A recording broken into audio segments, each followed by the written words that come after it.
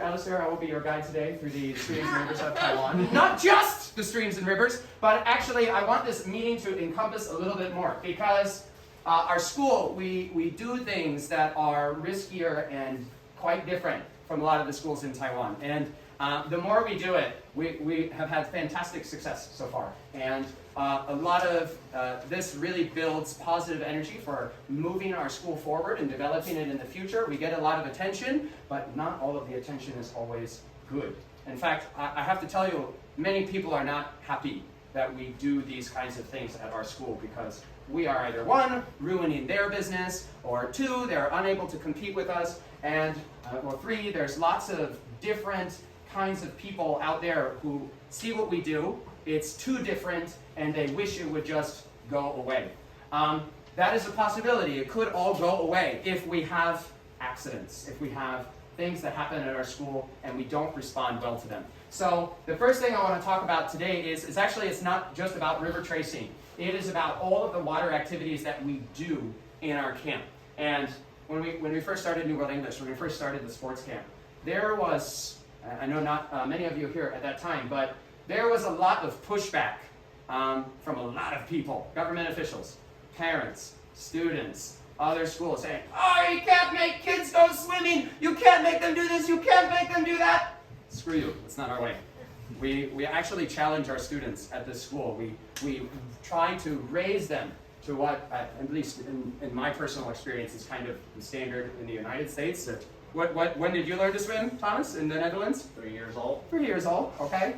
You know, a lot of this stuff is very, very normal from where I come from, where he comes from, where a lot of us come from. But in Taiwan, it's scary and it's frightening, and I don't like it, and you can't make it get wet, and my skin will hit you, blah, blah, blah. Unlimited excuses. So we have to be really good in our execution of these activities to keep our school's reputation good and to keep accidents to a minimum, and when they do happen, respond to them in the best possible way. And I will tell you, in our school sports camp history, do you know the water activities that have caused us the most trouble? Raise your hand if you think it's river tracing. Yeah, okay. Yeah, you would be logical in thinking so. Raise your hand if you think it's the swimming pool. Okay? Raise your hand if you think it's hiking. Hiking? Yes. I'm raising my hand on that one. It's hiking! We have had events happen every hiking trip for several years. In 2020, we had quite a bad event where, there was just a lapse of momentary attention, and a kid went home and said that I drowned. I almost died. I won't say his name, but some of you might remember who did that.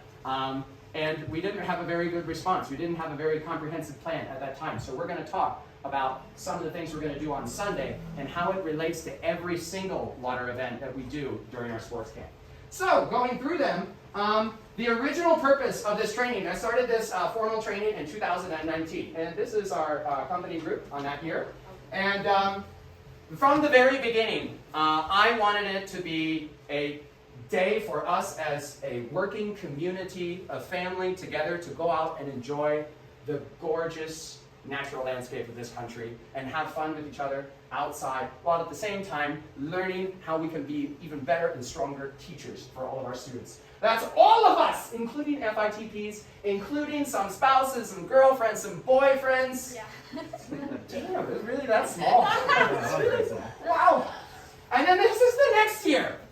This is the next year. I think we had a growth spurt or something. There was 52 people on our trace in 2020. And a lot of you brought your boyfriends, your girlfriends, your family, your friends. And that was great. And every single training event has been such a blast. I know a lot of people have told me over the last 2 years that, well, I really miss that opportunity to do what we did those years ago. But, it's kind of a problem, right? COVID-19. So now this is already maybe kind of going down, but I had to think this year about what's the risk in doing this event. Having all of us on a bus together, the river together, all day, there's a chance, if one of us gets COVID, we can give it to everybody else, or suddenly maybe half the teachers, all the teachers in New World English are put out of action. So, not really question me on that. So we came up with a different plan this year, and I'm very sorry about it. But no boyfriends, no girlfriends, no family, no friends. I really hope next year we can return to that. But this year, because of risk reduction, like if you did it before, you know we did that. It was super fun. It was a great time to get your people to know all of the people you spend a lot of your time with working with here. But this year, it's too much risk. So please understand that this year, only people who are directly involved in sports camp and the water events will be joining this event. Okay? I'm very sorry about that. Gomenasai. All right. So the reason we've got to do this is the general water activity event spread of what we'll do in sports camp. Our sports camp is quite special and unique amongst a lot of the different summer camps in Taiwan. Every student, from the smallest students, will spend at least 42 hours in the water during our 25-day sports camp. If they're going river tracing, they will spend at least 50 hours in the water. And if we have to do a makeup event, which is possible with it could be up to about 60 hours in the water after I calculated all of this. Every older kid this year, not every kid will go river tracing because our camp is too big. We haven't done this. We did one river trace in 2020. Yeah, one. And then typhoon. And then typhoon. And then COVID. Typhoon. Yes, and then also COVID. So we really haven't done them in 2 years. 6 classes will go on 3 trips to go river tracing together with their leading FTPs, their leading TTPs, and the dedicated river tracing team. We may be going 4 times though because of any possible makeup days. Every kid will go swimming 20 times at about 1.5 hours each time. Every kid, no matter their age, will also get to go river tubing when we go to a 2-day trip to Nasha Nagu Kembe. That will be a 2-hour event. And, when we go to the swimming pool, who's responsible for the kids? I ask you, is it the swimming pool coaches or is it us? Both. Both. It's us. It's us. Legally speaking, it's both. But let's be honest, it's us. Whatever happens during our sports camp comes directly back on us. No matter the cause, our parents, they give us their most valued treasures in the world. That's their daughters, their sons. And when they drop them off here every day, that is our sacred responsibility. No matter where they are, no matter what they're doing, no matter who else is with us on no matter what kind of event, those parents left those children with us. We are always responsible for them 100% of the time. Does everybody understand? Yes. Now, in the swimming pool, we do have help, which is great. We have a lot of really great swimming coaches that I'm not sure about this year because we haven't done it in 2 years. But before, we had many of the repeating same coaches, and a lot of them are fantastic. We won't have a huge swimming team, but we also need to take care of those kids at the same time. Who's the swimming team leader this year? It's Cindy. Yeah! How many years have you been doing it, Cindy? 50 years. 3 years! Oh, excellent. So, but we still have to take care of them swimming. River tubing. Do we have people helping us there? Yes. Yes, we do. Not Who's really. went river tubing before? Okay, let me ask you a serious question. Do you trust those people? No. Did you watch the video? Did you see what they were doing up? No. Okay, we are totally responsible for them, okay, in river tubing. Hiking day and swimming. Now, we will go hiking in the same place that we're going river tracing. Every kid will get to go. And when we get there, there's a very big, wide part of the river, if you haven't done this before with us, and we'll just get to go and wade into the river and splash around and jump and have fun. This is where we have had frequent problems, is with that swimming event. And a lot of the stuff that's going on there is the exact stuff that we're going to be practicing while river tracing. The exact kind of obstacles, dangers, and frankly, a lot of dangers under the water that you can't see, which we'll be practicing for on Sunday. And then the final event will be the Pièce de Résistance. Wow, we're going to Liverpool Water Park for a whole day. Do we have help there? No. Oh, where did the kids go? I lost them.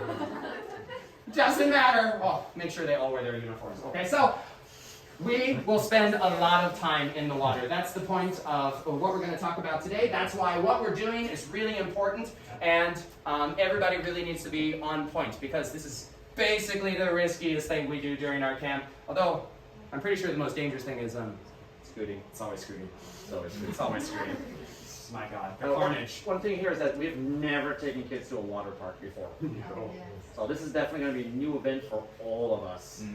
Let me qualify that. You might remember we went to Mintram swimming pool. We went to, what was that place called? Shinkansen. You're right. It's gone now, which is why, I mean, basically a lot of swimming pools are gone. A lot of amusement parks, water amusement parks are just closed now. So they're basically our only option, and I think it's probably the only option for a lot of Taiwanese people. Okay, here's the swimming pool. We gotta be careful. There's deep water. I think we had one kid who said, "Hey, almost drowned at the swimming pool." Yeah. That was a headache. Let's see another one. There we go. That's what you should basically expect at this place. These are both in Taiwan. These are real pictures. Water parks in Taiwan. This one may have blown up, but 6 years ago, you know the one, right? Yeah. But I've been to a few, and pretty much they all look like that in the summer. So that's what we're going to be dealing with. Yeah, I'm not looking forward to that one. Yeah, the river tracing seems safer, honestly. Yeah. Okay, so and we've got the river tubing. The river tubing is a lot of fun, but those coaches are nowhere around to be seen, except in the very turbulent parts of the river, where they stand there and they basically just watch a kid go by. Yeah, they're not dead. Yeah, they're not dead. Ah, how you doing? Kick the thing, cause them to flip over. It's fine, hold on, Mom. Okay, that's what will happen. Guys, can I just intercede here? It's very entertaining. I think you should all read Alistair's profile, his 50 facts, and realize how serious he is about this subject, okay? Yep, you'll gain an appreciation of who he is, okay? He's very serious about this. Okay, so, if you're thinking why you need to learn this or why you need to do it, okay, because he's faced probably death out at the river out here. He knows the challenges, right? He knows people die at this, okay? You understand? Everything he's doing is based on he's the best, okay? He actually has so much experience. You understand? Yes. So read his 50 facts, okay? Learn about him, and then know how serious he is about this, okay? He has so much experience. How many times have you been there, Tracy?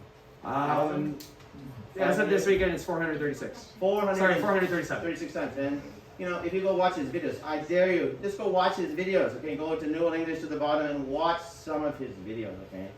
And you'll realize how amazing he is, okay? He's quite intense, okay? And you might not agree with his, his direction, but if you get an appreciation for the man, okay? Read his profile, watch his videos, okay? You will understand. Does anyone watch his videos? Who's watched his videos? No, I didn't. Okay, who hasn't Do watched you think I can teach you about safety if you watch my videos? Okay, That's crazy. Just go watch his videos. He's got so many of them, and they're so amazing, okay? He's an amazing man, okay? And everything he's doing is because he cares about the kids in New English, okay? So, please support him and follow him, okay? Because, we're so lucky. Yep. Thank you. Thank you. And thank you, sir.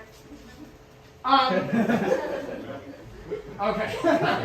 Your river tubing. Don't trust the guides. It is actually pretty scary in a few spots. And basically, this is like almost an out of control river trace, which is why it's so fun. But we have tubes. But if a kid falls out of a tube, what you're going to learn on Sunday is exactly how to recover that kid who may be spinning out of control or basically lost in the flow of the water without their tube. Things can turn dangerous far more quickly than you think in these kinds of situations, which is why we have to train for that. And then let's see, the last one is, what was it? This is River Trace from 2018. One of the reasons, I got a lot of feedback, and I appreciate everyone willing to make time on that Sunday, this Sunday, to come out and train together as a group. This, for example, is one of our groups that went out in 2018 sports camp. We basically did it class by class. Can you believe that? I was just going through my photos and I was like, is that real? Really? We did that? That's not the one with Brian, right? That's Brian was in, yeah, it was for sure in 2018. Yeah, but not the one with Brian. Not that one. Not that one. So what we used to do is we had a much smaller sports camp, but it has our school has grown significantly. These are our groups now. Every single group, we have to take out 2 classes at a time in order to squeeze it into the event. So every group will be 42, 43, or 44 people, adults and children combined. And that is the exact size of our group. Perfection! I promise you, I really appreciate some of you who have come out river tracing with me this year or have gone out to do river tracing yourself. But I promise you, it's such a dramatically different experience when you go from 2, 3, even 10 people to, close 40 people. to 40, 50 people. The level of chaos and complication gets extreme very fast, and little people, can get lost easily. The weather for Sunday, if you have seen outside, has anybody seen outside? Beautiful, isn't it? It's beautiful, right? Very zen, sunny. That's going to continue on until Saturday. Saturday is actually going to kind of be a big rainy day. Sunday, hopefully, is just going to be a little spritz, a little sprinkle, which is perfect for us. It might be a little overcast. It might be a little bit colder than what you would expect in the summertime, but we're going to have probably slightly elevated water. Not high water, because the river we go to dumps out very quickly. But was anybody on this trace right here? Cherry, do you remember how strong the water was this day? This is what I am expecting. If you have been on our river traces before, you will know that basically we send kids like machine gun bullets down this slide. Just blah, blah, blah, blah, blah, blah, blah, everybody go, go, go. This was a day where the water was fast and a little bit hard, and we could only send them down one by one because each one was like a bowling ball into us as kids. Funny? Which, you might be thinking in your mind right now like, so why would we do that? Because this kind of environment is the perfect environment for us to become very aware of all of the waterline dangers that you wouldn't see if the water is very low. One thing you have to remember is that the people we are serving are all generally a third, a fourth, or half our size. What they experience in the river, the resistance, the force of the water is so dramatically different from what we get as a 70-kilogram male or a I'm sorry. As a Female. beautiful woman, what they feel is dramatically different. It's a level of magnitude stronger. So that gives us an opportunity to experience it a little more like what they will probably end up experiencing after the Mayu rainy season has passed. Generally, we don't see this high of a water level, but we probably will on Sunday. The other reason it's really important, and if the weather's very bad, I will delay it until July. But that is just going to make our lives all very complicated and around the beginning of sports camp, and it's going to make everybody way more miserable than just doing it right now. The other reason is many dangers in the river are very difficult for people who don't have experience to see. Water lines, that's what the water looks like on the surface of the river. Their color changes to white when they become very turbulent. Now, for us in our big size, in this particular river, maybe it doesn't matter too much, but you can absolutely see the difference immediately if the water line is a little bit higher. And you can know exactly what the most dangerous spots for all of our kids will be in a very clear visual way, as it will be shown to us on Sunday by the water level. Okay? Okay. So, the training day. You don't need to bring too much. We're going to get a bus, so nobody has to drive. Yay! And you can sleep on the way back. Oh, Yay! so good for all of the drivers who don't have to drive now. Yeah, right. You don't need to bring too much, but you can bring your own bag with you. Towel, console, change your clothes if you want, whatever, your shoes, okay, great, your Nintendo Switch, I don't care. But on the trace itself, don't bring much. In fact, don't bring anything.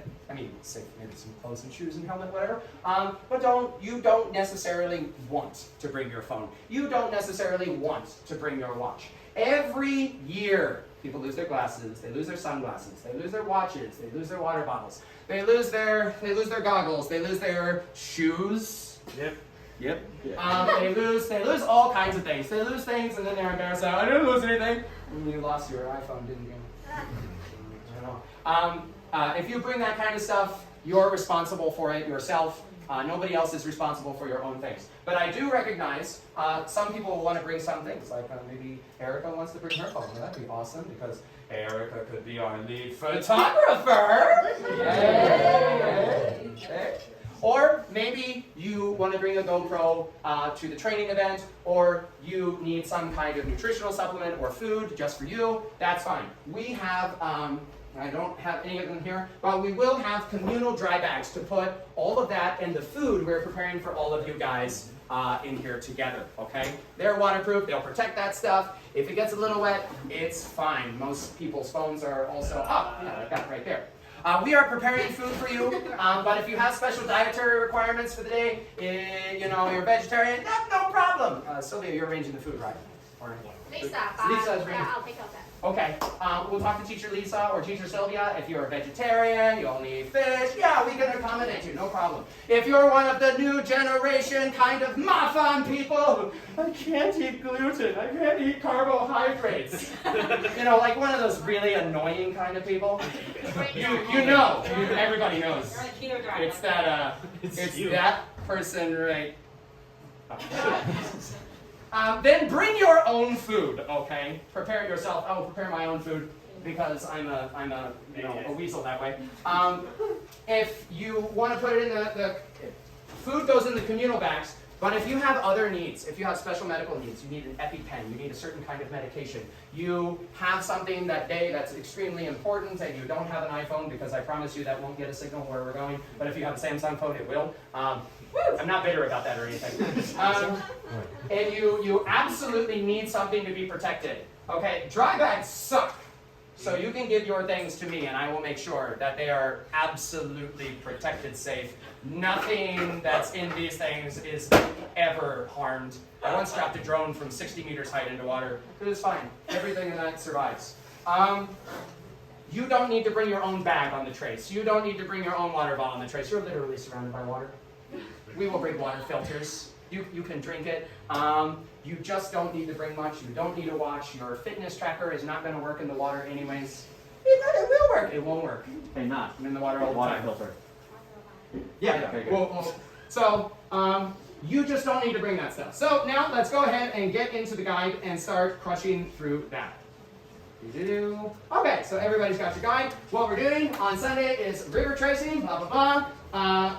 If you're looking at your guide, you can see one thing about you need to know about all the rivers is usually if the river's going straight, the strongest part is in the middle. That's called the laminar flow. But if you're going around a curve, the inside curve of whichever direction it's going will usually be the strongest part. So when we're being guides, when we're shepherding children, first, one of the river trace leaders will always be in the front, directing people which direction to go. So you can always follow the people in front of you. That's going to be me. That's going to be Teacher Knott, Teacher Thomas, Teacher Sylvia. They're all very experienced. And okay, you just follow the line.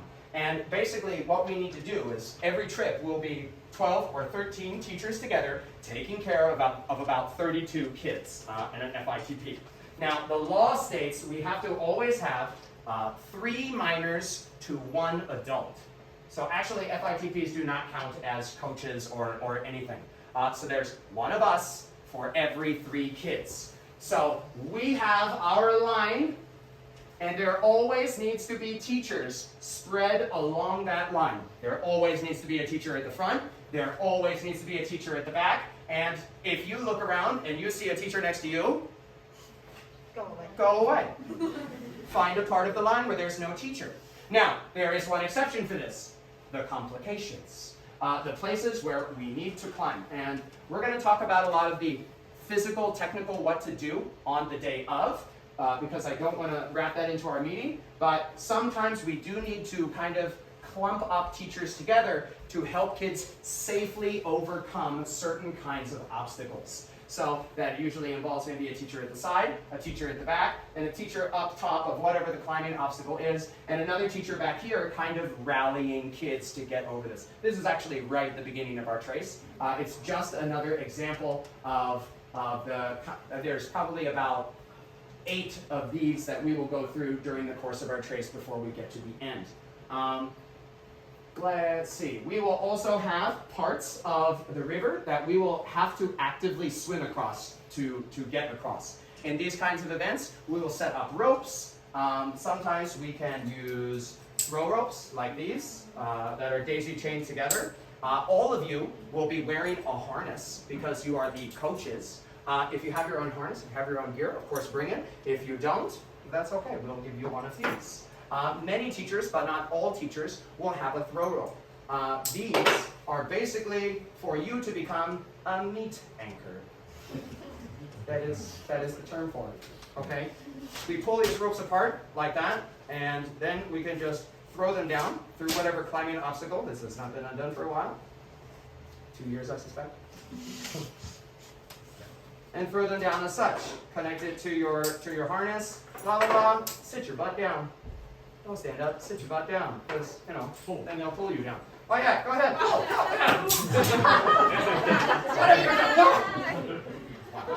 Wow.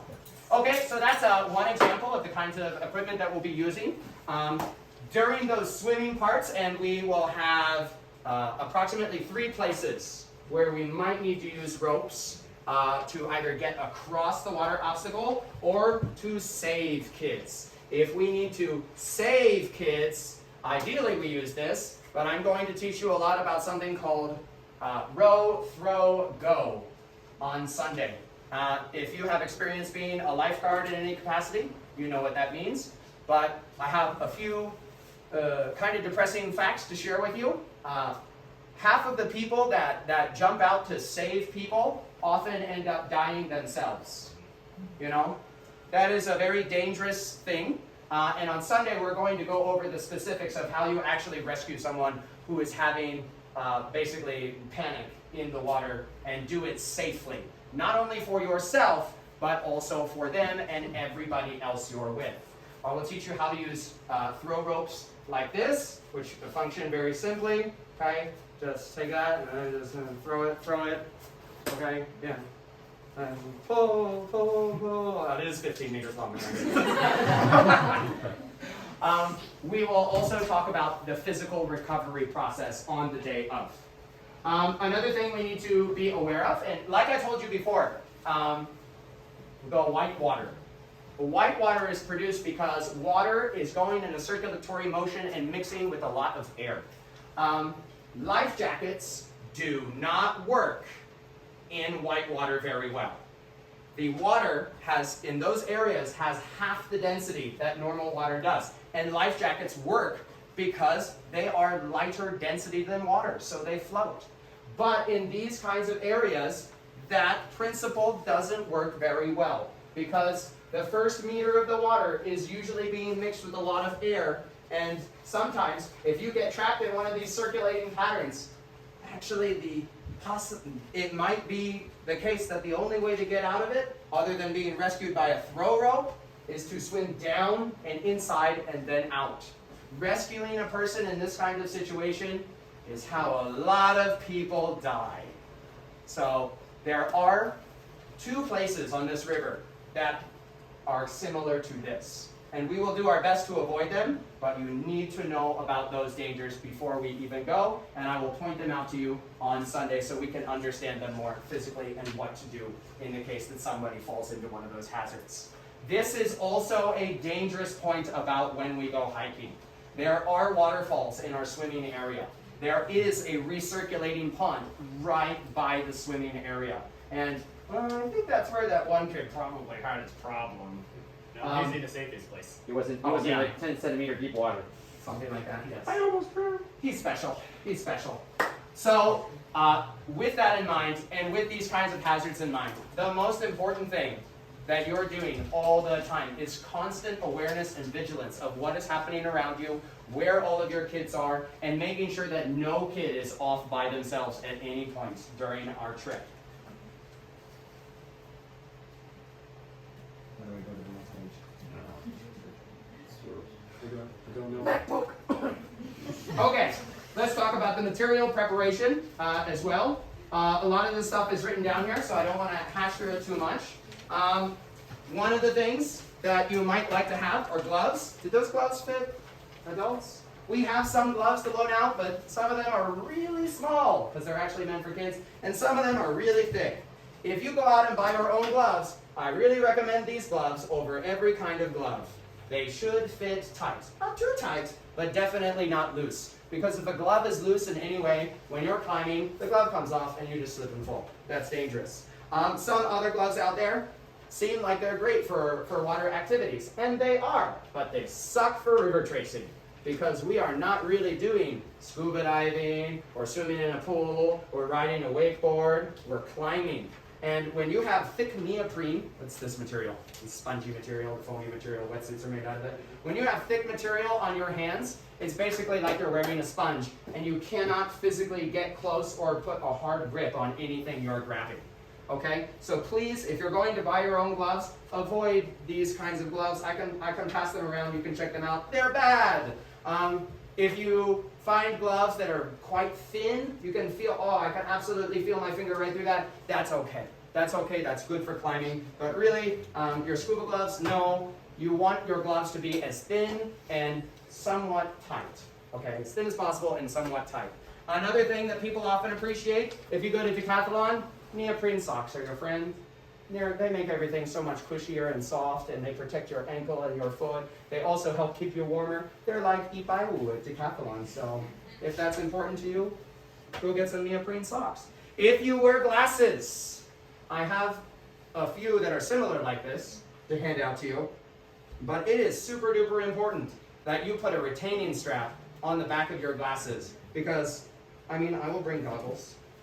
Not because I use goggles, but because I often have to jump into the water to save other people's glasses, which are now in the water. Even sometimes lenses. Do your lenses fall out very easily? Maybe bring a different pair of glasses if you have them. I don't know how many lenses I've had to spend 30 minutes in the water searching for to find. If you do bring a phone, yeah, it's waterproof and that's great, but you should probably still bring a waterproof bag to put it in.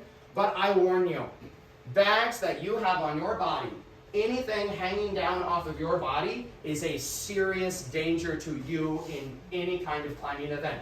I'm climbing up the waterfall. Oh, my bag is like trapped on this stick, and now I'm being pulled under and the water is hitting me in the face. And well, you can actually die pretty fast, or you can have a very bad time regardless of whether you die or not. I really recommend you do not have things hanging off of you. And on our trip with kids, absolute ban. No. Kids, when they panic, they just do this. They reach out, they grab your face, they yank off your glasses, they smack you, they say, teacher, ah, okay, they just freak out. They don't have control over their limbs, and anything that's on you that they can just pull and grab, it's not your friend. Do not do that to yourself. If you have to carry things, keep them in a bag, not around your body, or on a pocket that is basically flush with your body. Another thing I'd recommend if you're going to be our lead photographer, this is way better than the dry bags, because it's just like, bam, you got it out, boom, you got your towel right there, keep it real dry, oh yeah, perfect, okay, done, let's move on. Just saying. Okay, another thing you might want to bring is a towel for yourself. For the bus ride, you don't need to bring them during the river trace. Why would you bring it on the river trace? I look through our dry bags sometimes and there's towels inside. I don't understand. Everything's wet. Okay, anyways. All right, another thing that's a very popular item with a lot of people who do this, even if you're only going one time necessarily, is leg and knee protection. These are so awesome, and they will not only help you be more confident in how you move, but they will totally, one of the parts of your body that you're going to use more than any other, you don't expect, is your knee. And wow, Did you know rocks are hard? I just learned that like on Sunday, but rocks are really hard. They suck. You know? Why did God do that? I don't understand. But you can get these, or you can wear wetsuit pants, or something else like that to protect your legs or your knees. They come in different varieties. So yeah, these are easier to take on and off. If you see these are available at Chensudujo. If you go to Dongshanyo in Taipei, you can buy these. These are way better. Okay, then moving right on along. Another thing that you might really want to procure for yourself is a helmet. One of the things that we do during our river trace is, as it says in the guide, every kid wears a New World English blue helmet. When you are actually in this event, and there are 45 whatever people crammed into this space, and you look down, you're standing on a rock, you have no idea who is who. And the person is all the way down there, it's like 30, 40 meters. Who is that?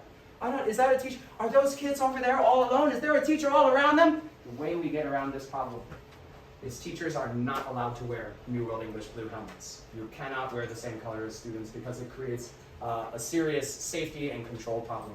So you can go out and buy your own helmet, whatever color you want. Teacher Thomas says you're not allowed to buy orange, but I didn't make that rule. That sounds like a school B thing. I don't care. Everybody, if you don't have your own helmet, this is the helmet you will be given. You have to wear a silver helmet. Okay, you cannot be the New World English blue. This is somewhat adjustable, but frankly, if you're a leading teacher, especially if you're an FTP, you're going to end up using your helmets all summer long. It's not just the river trace. And these suck. They are not comfortable. And you're going to be having them on for like 6 hours a day when you do rollerblading or scooting or any other number of activities. So these are just like a huge leap in comfort, performance, lightness, you know, and if you're working hard all day, this is the difference between peace and a splitting headache, and also massive skin chafing on your forehead and maybe your ear. Everybody's head is also different, so it's very hard for us to provide everybody with a personal helmet, because if you're like me, I really feel that like this kind of foam feels great on my skin. I have more sensitive skin. If you're really like Thomas, we just don't have helmets that are orange enough. So he had to go out and get his own. If you're like Teacher Adam and your head is double XL, general size, there's basically only one helmet you can wear. This is a top hat on him. It just doesn't work. Another thing we will give everybody is you will all be provided with a whistle. And we will talk about whistle signals and why they're important. But, you know, if you're like me, you know, and you're investing in this all summer because you're going to be using it day in, day out in a lot of different activities, you might be concerned about the stuff. Green, you know, I got my white king, this is my girlfriend's helmet, you know, she had to have a pink whistle. It's all good, okay? There are lots of different kinds of whistles out there, and almost every single whistle on here costs $300, $400, $500, and they suck. They suck. They cannot be heard in a river. So if you do go out and buy your own whistle, buy this one. It's the best one. We can 3D print you one, okay? Just calm down. I'm gonna ask Teacher Adam to make them in green, and maybe we'll get some blue ones. But if you don't want that, go out and buy a Fox 40 Sonic Blast CMG. They have 45 colors or something. It's insane. These are incredible. So buy this one. Available in every outdoor store. Last thing is, you might be thinking, I'm going to reach some goggles because I'm going to look in the river. I'm going to do something. I'm going to find it. Don't bring your scuba goggles. Don't bring your scuba goggles. I don't know why some people do that. They're heavy. And you will scratch everything when you go river tracing. Everything will be scratched. Everything will be destroyed if you do it long enough. Don't bring your nice goggles. Bring your casual swimming goggles. That's all you need. Or your old scuba goggles. Whatever. But don't bring new scuba goggles and then scratch up your lenses, okay? My personal advice to you. Last thing is life jackets. And a question. What question? What question? I have a question! What question? Who can swim confidently? Cool. Now, you guys are adults, so I'm not going to force you to wear a life jacket. But if you don't know how to swim, or if you don't feel confident about it, you really, really should. So that's your choice. That's your decision you take on yourself. I'm not going to tell you one way or another about it. That's it. We have life jackets for you. as you go out, see if this one fits you. Make sure everyone that's right. Yeah. Okay. Let's see. Anything else we need to go over? I feel a lot of this stuff you can kind of look at yourself. The Master River Guide is me. The River Guide captains are Teacher John Thomas. We also have medical personnel on our staff. Sylvia, Jennifer, Adam, me, Sonny, Patrick. By the time we are doing this in sports camp, also Ken and Judy and who else is in it? And Joshua and Travis and a few other people. So if you do have a medical event, if there's anything that's happening, you see it, you've got to say something, and you've got to get one of those people over as fast as possible. And if it's serious, it has to be me ASAP. Another thing you should really prepare for on Sunday is your hair. Some people. Take a hair. We have had one or two close calls because of hair hanging down, getting stuck in rocks, getting stuck around sticks, that kind of stuff. And your hair never gets stuck on something when you are standing there in a safe place. That's not how that happens. It's when you're climbing up something and there's moving water all around you, and it's basically the most dangerous place because it whips around your hair and then it gets tied around something, or it gets jammed in a rock, and then suddenly you can't move. And not only that, sudden and extreme pain because you just pulled half your scalp, you feel like, out of your skull because you pulled up too hard. So, what are you going to do? I told Teacher Tim about this, and he was so scared that he actually went and just shaved everything off. And I'm sorry, Tim, I didn't mean to panic you or anything. You look good, you look good. It works for you, it works for you. But another more rational solution is you got to band that stuff up. And if you do have long hair, I would even bring a few extra hair bands or rubber bands, and that should be what's on your wrist, not a watch. Extra bands in case stuff breaks, because it totally does. And I will just tell you one little story to make you even a little more cautious. 2 years ago, I was on a personal event down in Pingdong, and one woman who was on our trip, her hair did get stuck in a rock as she was rappelling down a waterfall. But it's the same kind of thing that happens in river tracing all the time. And if I had not moved in, pulled out my knife and cut her hair, she perhaps did not have much time left. That is what saved her, and she was not getting out of that situation any other way.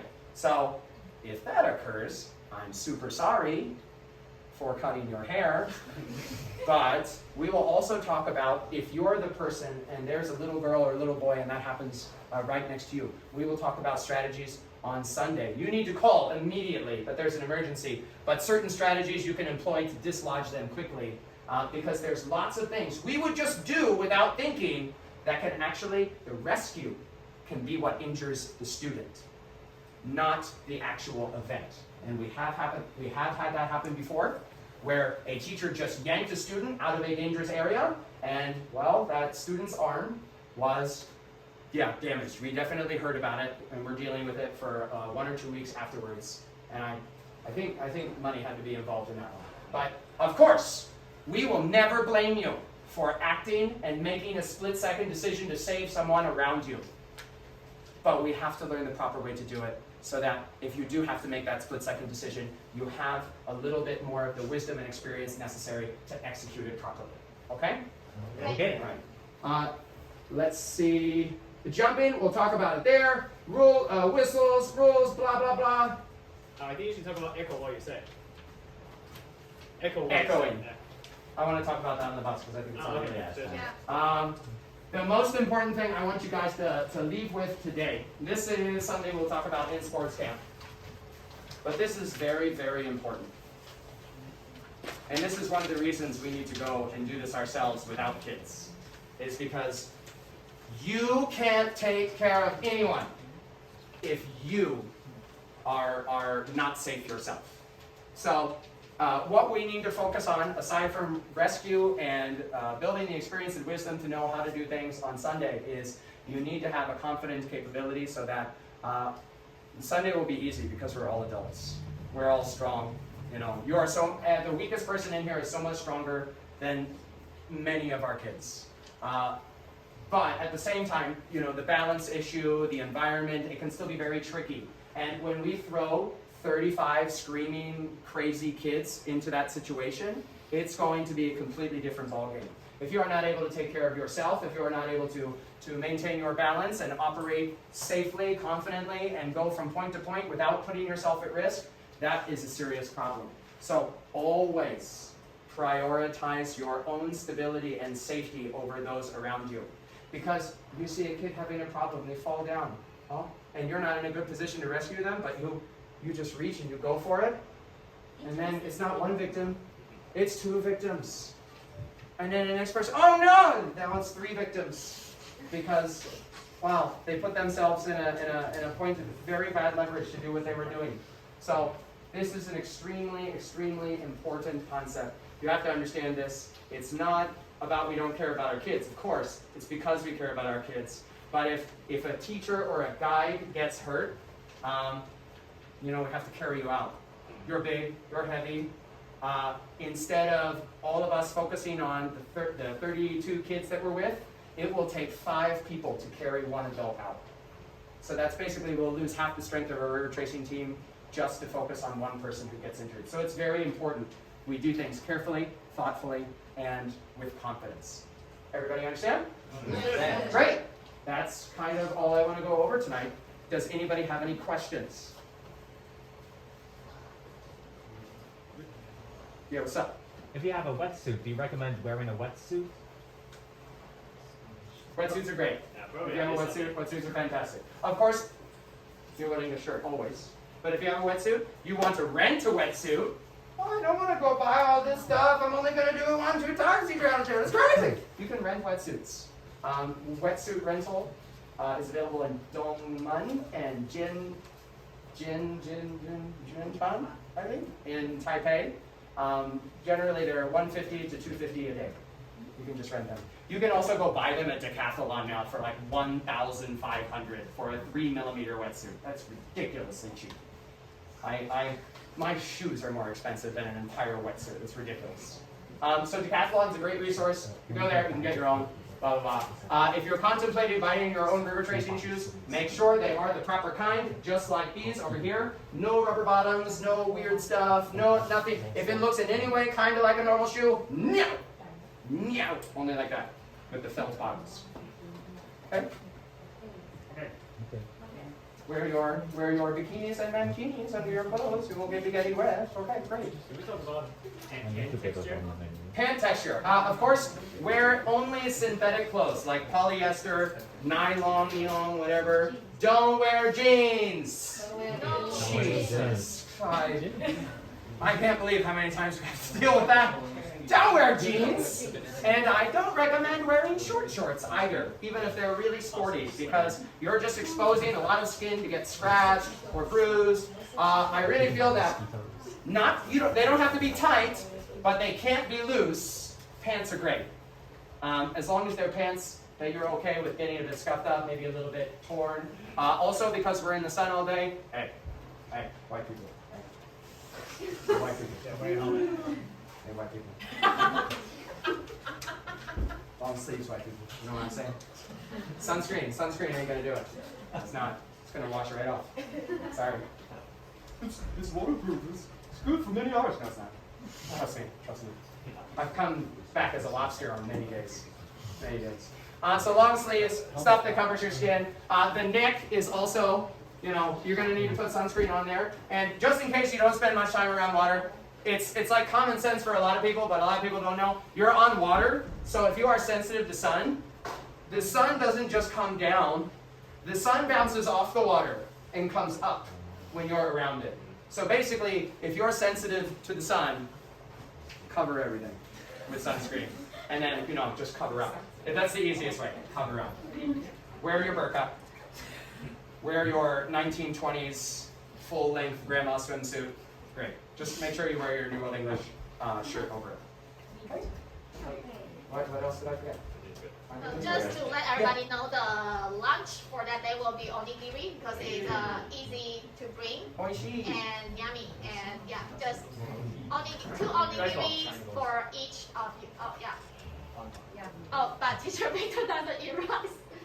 So if you don't eat onigiri or you have special requests on onigiri, please let me know so I can make the right order for you. And there might be some chocolates and cookies there for you. Yeah. Last thing, again, very seriously, if you have any medical concerns, medicines you need to carry with you, any kinds of emergencies that might suddenly happen, you can let me know that directly. Of course, I'll keep everything confidential. I'm not going to tell anyone anything. If you don't feel comfortable telling me, you can tell teacher Sylvia, okay? But we need to know about any possible medical things that could occur during the course of the event. Everybody understands? Great. We'll do our best to take care of you. All right? Au revoir! Thank you! Thank you. I have medical conditions.